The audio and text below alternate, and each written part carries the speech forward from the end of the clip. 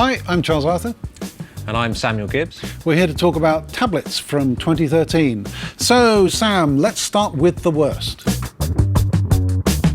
What we have here is the Argos My tablet, and to be honest, it's a bit of a junker. It's £100. You'd be better off spending it on literally anything.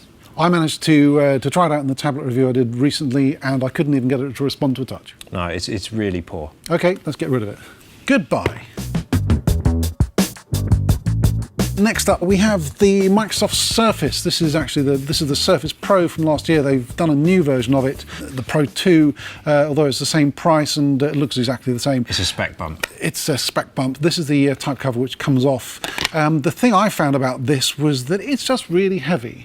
And compare it to something like what I have here, which is actually the iPad Air, even with the smart cover on, this is really heavy. It's a chunker. I mean, but that's because of its design. This is a full Windows PC in a tablet form factor. This is the tablet for the people that don't really want a tablet. What they want is a laptop with a touchscreen that you can detach the keyboard. Really, that's what it is. But for daily use, carrying this around, I think, it's weighty. Yeah, it is heavy. And if you really need to have Windows in your backpack, I guess you could, but it seems like quite a lot of a sacrifice for your back. Take a laptop.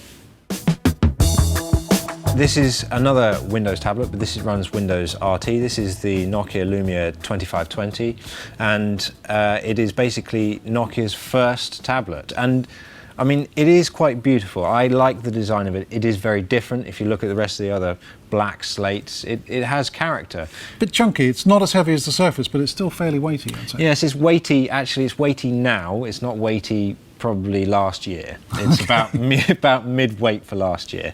I mean, it is solidly built, but it's running Windows RT. And the trouble with RT is that it doesn't have Google Chrome, it doesn't have iTunes, and I've seen people bring RT devices back because they don't run iTunes, and they never will run iTunes. Apple's never going to write it for them. It's Windows without the legacy support, and the legacy support for all your traditional Windows applications is the thing that really does Windows. So it's kind of halfway house that doesn't really need to exist. Fair enough. Over here we have the Tesco Huddle. Yes, this was the surprise winner for me this year.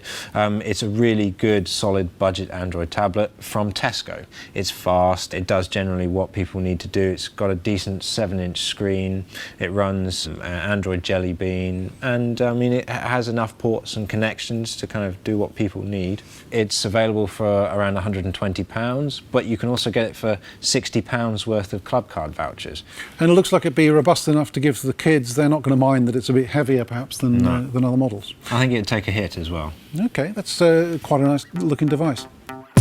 Next up here is the iPad Mini Retina.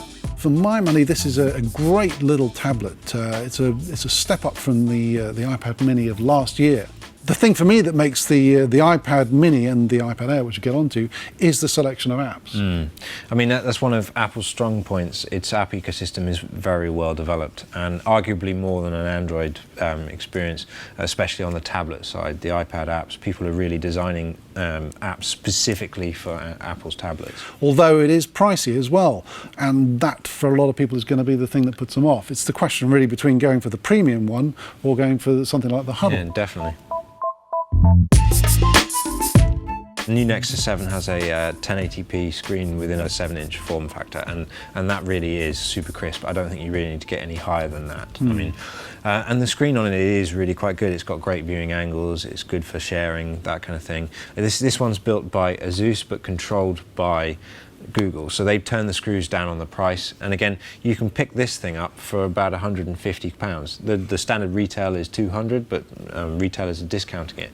So rather like the sort of Nexus line of phones, it could be that Google, to some extent, is subsidising this, that it's taking a hit on the price because it's getting people to sort of buy into its services. I mean, I've used Android a long time. I found that there are little usability bugs about it, which I find troubling. And the other thing I found is that it's really hard to get the breadth of apps that you want. Most of the really good Android apps have iOS analogs, but the same can't be said the other way. So things like GarageBand, for instance, there isn't really something similar on Android, and at least not within the same price bracket.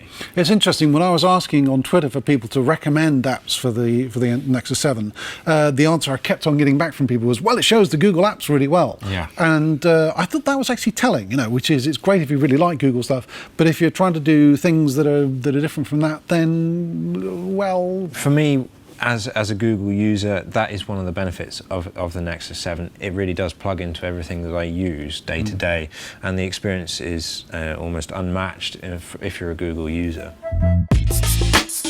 Next tablet, the iPad Air. So this is Apple taking the iPad and turning it into something which is really refined and really light compared to the last year's one. Now they've really slimmed it down.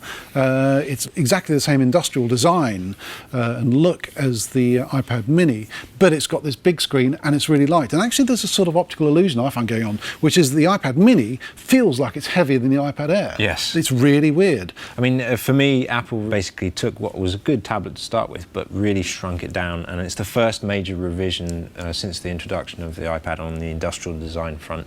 And it looks gorgeous, it's light, it's easy to put in your backpack, and for me, if I was to buy a large tablet, it would definitely be the iPad Air. One of the problems is the price. Yeah, sure, that's certainly a barrier for some people, I think, and although it's interesting how many people are prepared to spend that extra bit, because I think they perceive that they're getting some sort of, well, they're getting a benefit out of it. If you were choosing out of all these tablets that we've had, which one would be your pick? I'd have to say the Nexus 7. I don't think you can beat it on price. The iPad mini with Retina display certainly comes close, but at £300 it's a bit of an ask for a small tablet. For me, I've got to say, even though the iPad mini with Retina is great and has a really good screen, I find that the iPad Air, with the big screen and all the apps and all the accessibility you get with iOS 7 particularly, that's actually the winner for me. Doesn't mean this isn't a really good tablet, I think, but actually you get all the benefits, I think, plus the big screen with the iPad Air.